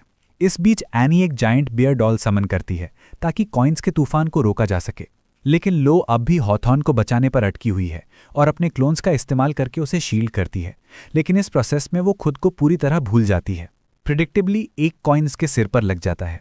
इसी बीच हॉथॉर्न चार्जिंग पूरा कर लेता है और अपना लाइटनिंग फ्लैश टेक्निक अनलीश करता है। उसे पूरा यकीन है कि इसे डीमन स्पिरिट भी ब्लॉक नहीं कर सकता। लेकिन जैसे ही डस्ट सेटल होती है, उसका ओवर कॉन्फिडेंस टूट जाता है। उसकी तलवार ड्रैगन को काटने के बजाय 100 टुकड़ों में टूट जाती है और ड्रैगन उसे ऐसे ही कैजुअली लात मारकर दूर फेंक देता है जैसे वो कुछ भी ना हो। अब वहां खड़ा है 4 star demon sect dragon, trio का सामना करने के लिए तैयार। हमारा लड़का अभी अभी देखता है कि हॉथॉर्न ड्रैगन की टेल से स्लैब होकर उड़ गया, तो वो तय करता है कि अब अपना सीक्रेट ट्रिक इस्तेमाल करने का समय है। एलिजाबेथ दूसरी तरफ ज्यादा इंटरेस्टेड लगती है ये गैस करने में कि उसके दिमाग में क्या चल रहा है। हमारा हीरो चाहता है कि वो जल्दी मूव करे, वरना वो ड्रैगन का खाना बन जाएंगे, और बाय दे उसका मतलब है खुद। एलिजाबेथ एमसी का उसे ऐसे ऑर्डर देना जैसे उसकी असिस्टेंट हो पसंद नहीं करती। एनी हालांकि ड्रैगन पर या इस बात पर ध्यान नहीं देती कि हमारा लड़का और एलिजाबेथ प्रैक्टिकली एक दूसरे से लड़ रहे हैं, बल्कि वो कांप रही है क्योंकि उसके दिमाग में असली नाइटमेयर तो अभी आया ही नहीं है और उसे पूरा यकीन है कि वो जिंदा बाहर नहीं निकलेंगे। एलिजाबेथ फिर एनी के पास जाती है। वो एनी के सिर पर हाथ रखती है और उसे एनी का मैजिक कुछ अजीब, लगभग परिचित सा महसूस होता है। ये उसे जिम ब्लड लाइन की याद दिलाता है। जैसे ही एलिजाबेथ गहराई में देखती है, एनी की यादें फ्लड हो जाती हैं। वो एक खुशहाल शांत चर्च की झलक देखती है जहां छोटी एनी खेलती और हंसती थी। लेकिन ये शांति ज़्यादा देर तक नहीं टिकती। जब अपोस्टल्स आते हैं और सब कुछ नष्ट कर देते हैं, एनी को एक नन याद आती है जो कभी उस पर दयालु थी, लेकिन अब उसकी मुस्कान उसकी यादों में भयावह लगती है। और फिर हिंसा शुरू होती है। अपोस्टल्स में से एक उसे गला घोंटकर मारने की कोशिश करता है। तभी उसकी शक्ति फट पड़ती है। ये इतनी भयानक ताकत से बाहर आती है कि उसके आसपास सब कुछ नष्ट हो जाता है। अपोस्टल्स, बच्चे और बड़े, कोई नहीं बचता। अब प्रेजेंट में एलिजाबेथ समझती है कि इस लड़की ने अपनी शक्ति को इतना सप्रेस कर दिया है कि उसने अपनी यादों के साथ भी खिलवाड़ कर लिया है। एलिजाबेथ के लिए यह प्योर स्टुपिडिटी है और एनी अपने ब्लड लाइन के लिए डिसग्रेस है। एनी दूसरी तरफ उस समय मारे गए बच्चों से रोते हुए माफ़ी मांगने में व्यस्त है। एलिजाबेथ एनी से कहती है कि अगर उसका रोना खत्म हो गया है तो खड़े होकर कुछ करो, वरना वहीं बैठो और ड्रैगन के तुम्हें खाने का इंतजार करो। एलिजाबेथ की बात एनी में कुछ बदल देती है और अब वो अपनी गिल्ट के बारे में नहीं सोच रही, बल्कि किसी को बचाने के बारे में सोच रही है, और वो है एमसी। वो अपनी मैजिक समन करती है और अलग अलग तरह के पपेट्स उसके आसपास प्रकट होते हैं और ड्रैगन पर चार्ज कर जाते हैं। ड्रैगन दहाड़ता है और पपेट पैंडा को लात मारता है। पैंडा पपेट ड्रैगन के क्लॉ को कसकर पकड़ लेता है, जबकि रैबिट पपेट ड्रैगन के शरीर को पंचिंग बैग बना देता है। ड्रैगन चीखता है, लेकिन पंचेस लगातार गिरते रहते हैं। एमसी क्यूरियोसिटी से देखता है और समझने की कोशिश करता है कि एलिजाबेथ ने एनी को इतना बदलने के लिए क्या किया है। लेकिन एलिजाबेथ का बड़ा कदम बस एक जेंटल रिमाइंडर था कि प्रेजेंट का सामना करो, कुछ भी ग्राउंड ब्रेकिंग नहीं। ड्रैगन रैबिट पपेट को जमीन पर पटक देता है, लेकिन रैबिट ड्रैगन के दूसरे क्लॉ को कसकर पकड़ लेता है। स्नेक पपेट अब एंट्री करता है और ड्रैगन के शरीर के चारों ओर लिपट जाता है। ड्रैगन अपनी टेल से हरिकेन विप करता है रिटेलिएशन में। आउल पपेट फिर एक्शन में आता है और उसे ब्लॉक करने की पूरी कोशिश करता है। हमारा हीरो एनी की पपेट मास्टरी की प्रशंसा किए बिना नहीं रह सकता, लेकिन उसके विचार फिर एलिजाबेथ द्वारा कुछ समय पहले बताए गए मिस्टीरियस जिम ब्लड लाइन की तरफ मुड़ जाते हैं। लेकिन मिस्ट्री में गहराई में जाने से पहले वो अचानक लड़खड़ाता है और मुश्किल से खुद को संभालता है। टर्न्स आउट ये हॉथॉर्न का लाइटनिंग फ्लैश अटैक है, जो किसी तरह अब भी जिंदा है, और इसके ऊपर वो हमारे लड़के का बैकपैक पकड़े हुए हैं। अब मेसी उसे वापस पाने में बहुत इंटरेस्टेड है, लेकिन Hawthorne full on crazy mode में है। वो बैग के अंदर सारे फ्रूट्स खाना शुरू कर देता है। हमारा हीरो पूरी तरह कंफ्यूज्ड है और इससे पहले कि वो प्रोसेस कर पाए, हॉथॉर्न पूरी तरह ट्रांसफॉर्म होकर किसी अननोन पावर वाले बीस्ट फॉर्म में बदल जाता है। हॉथॉर्न अब एक गंदे दिखने वाले मॉन्स्टर में बदल गया है और वो नॉनस्टॉप इस बारे में बात कर रहा है कि वो कितना पावरफुल बन गया है। ये तय करना मुश्किल है कि कौन सा बुरा है, उसका नया अगली फॉर्म या उसका लगातार बोस्ट करना। ड्रैगन भी उसके बड़े बोल से प्रभावित नहीं होता और उसे खत्म करने के लिए पावरफुल ब्रेथ स्पेल का इस्तेमाल करता है, लेकिन हॉथॉर्न टाइम पर डॉज कर लेता है और फिर एक इतनी स्ट्रॉन्ग किक से ड्रैगन पर चार्ज करता है कि वो बीस्ट जमीन पर गिर जाता है। हॉथॉर्न यही नहीं रुकता, वो सीधा डीमन किंग के नेक्टर के लिए जाता है, उसे पीता है और अपने आप को एक और डार्क वर्जन में बदल लेता है। हमारा हीरो, जो उसकी ट्रांसफॉर्मेशन को शॉक में देख रहा है, जानता है कि हालात तेजी से और बिगड़ रहे हैं। वो एलिजाबेथ की तरफ मुड़ता है और उम्मीद करता है कि उसके पास कोई आइडिया होगा इसे ठीक करने का, लेकिन इसके बजाय एनी आगे आती है और बहुत कॉन्फिडेंट होकर सब संभालने का दावा करती है। वो फिर से अपनी मैजिक इस्तेमाल करने की कोशिश करती है, लेकिन हॉथॉर्न उसकी छाती में छुरा घोंप देता है। हमारा लड़का वहीं फ्रीज हो जाता है और एनी को गिरते हुए देखता है। वो सब कुछ इग्नोर कर देता है और उसकी तरफ भागता है और उसे भरोसा दिलाता है कि एलिजाबेथ उसे बचा लेगी। इस बीच हॉथॉर्न, जो पूरी तरह नशे में है, एलिजाबेथ की तरफ मुड़ता है एक रिडिकुलस ऑफर के साथ, जिसके अनुसार वो या तो उसकी क्वीन बन सकती है और उसे सब कुछ जीतने में हेल्प कर सकती है, या फिर खुद को उसके ट्विस्टेड प्लान्स में पॉन की तरह इस्तेमाल होने दे। एमसी अब गुस्से से भर जाता है और हॉथॉर्न को कर्स करता है। वो चाहता है कि एलिजाबेथ इसे ख़त्म कर दे और उसे किल कर दे, लेकिन हॉथॉर्न सिर्फ सबके साथ खिलवाड़ करने से संतुष्ट नहीं है और हमारे हीरो पर कूद पड़ता है। जैसे ही वो उसे क्रश करने वाला होता है, कुछ उसे स्लैप करता है और उड़ाकर फेंक देता है। अब हमारा लड़का, जो बैग पकड़कर थक गया है, तय करता है कि अपना असली पावर दिखाने का समय है। हॉथॉर्न पूरी तरह कंफ्यूज्ड है। उसके अटैक के बाद लगता है जैसे उसने जितना डैमेज किया है सब वापस उसी पर स्लैप हो गया है। वो इसे समझ ही नहीं पा रहा। एलिजाबेथ हालांकि सब समझ चुकी है, उसे ठीक ठीक पता है कि हमारे लड़के ने हॉथॉर्न को उसके अपने डिस्ट्रॉयर में बदल दिया है, क्योंकि वो खुद भी हमारे हीरो के हाथों से बनाई गई किसी चीज़ को चोट नहीं पहुंचा सकती, चाहे वो कितनी भी बैडली चाहती हो। एमसी इस बीच वही खड़ा है, पूरा कॉन्फिडेंट होकर, जैसे कि वो सच में लेजेंडरी हीरो है। लेकिन असल में उसे बिल्कुल क्लू नहीं है कि क्या हो रहा है। उसकी छोटी डिल्यूजन दुनिया में वो एलिजाबेथ का डिवोटेड सर्वेंट है जो उसे गौरमेंट मील्स खिलाता है उसके प्रोटेक्शन के बदले, और इस बार उसने उसे बचाया भी है। जब तक वो यूज़फुल है वो उसे सेफ रखेगी, उसके दिमाग में सब सॉर्टेड है। लेकिन पुअर गाय गलत है। हॉथॉर्न दूसरी तरफ ऑट से परेशान नहीं है, वो बस हंसता है। उसकी आधी पावर भी यूज़ नहीं हुई और वो पहले से जीत रहा है अपने दिमाग में। वो एलिजाबेथ पर चार्ज करता है और गुस्सा है कि उसने उसे रिजेक्ट कर दिया, लेकिन फिर उसे कुछ मारता है और उड़ाकर फेंक देता है। वो ग्लोरियस विक्ट्री नहीं है जो उसने इमेजिन किया था। गंदे बीस्ट मैन, वो समझ ही नहीं पा रहा कि क्या हो रहा है जब अचानक वहाँ एक ड्रैगन है, और कोई भी ड्रैगन नहीं बल्कि गोल्डन ड्रैगन क्वीन। एक स्टार डीमन किंग रैंक के साथ ड्रैगन अपनी टेल एलिजाबेथ की तरफ मोड़ता है जैसे कि वो उसकी पीठ पर एक छोटा पैट मांग रहा हो। डेथ के दरवाजे पर खड़े होने के बावजूद हॉथॉर्न मानने से इनकार करता है कि वो हारा है, लेकिन ड्रैगन उसकी स्टूपिडिटी से तंग आ चुका है। अपने क्लॉ के एक स्वाइप से वो उसे स्टैब कर देता है। हमारा लड़का शॉक्ड है जो अभी हुआ, इसलिए वो एलिजाबेथ की तरफ कंफर्म करने के लिए मुड़ता है। एलिजाबेथ उसे समझाती है कि जिस स्पेस में वो हैं वो फेक है, लेकिन फिर अचानक वो दोनों और एनी टहलने लगते हैं। ड्रैगन और एलिजाबेथ किसी अजीब लैंग्वेज में बात करने लगते हैं। फिर एक पलक झपकने में ही ड्रैगन एक लड़की अमीलिया में बदल जाती है। वो टियरी हो जाती है और एलिजाबेथ से लिपट जाती है और शिकायत करती है कि वो उसे वापस आने के लिए हमेशा से इंतजार कर रही थी। खैर, ये एक ऐसा प्लॉट ट्विस्ट है जिसकी उम्मीद किसी ने नहीं की थी। अमीलिया सिर्फ कोई ड्रैगन नहीं है, वो एलिजाबेथ का पेट है। पहले चलो अमीलिया की कहानी के बारे में बात करते हैं, जो शुरू होती है हेवन और अर्थ के बीच की फॉरबिडन लैंड से। एलिजाबेथ उसे वहाँ एक नाजुक से छोटे अंडे के रूप में पाती है। अपनी मैजिक की मदद से वो अमीलिया को जीवन देती है, उसे एक नाम देती है और अंततः उसे एक लॉयल डिसाइपल के रूप में ट्रेन करती है। अमीलिया के लिए एलिजाबेथ सिर्फ उसकी मास्टर नहीं बल्कि पूरा पैकेज है, जिसमें मेंटर, प्लेमेट और वो व्यक्ति शामिल है जिसने उसकी जिंदगी को मीनिंग दिया है। तो साफ है, अमीलिया तय करती है कि वो एलिजाबेथ के साथ स्टिक करेगी और चुपचाप वादा करती है कि हमेशा उसकी रक्षा करेगी और उसे सर्व करेगी। सालों में उनका बॉन्ड रॉक सॉलिड हो जाता है। अमीलिया एक रुकी से एलिजाबेथ की ट्रस्टेड पार्टनर बन जाती है और उसे हर तरह के क्रीचर्स के खिलाफ बैटल्स में कैरी करती है।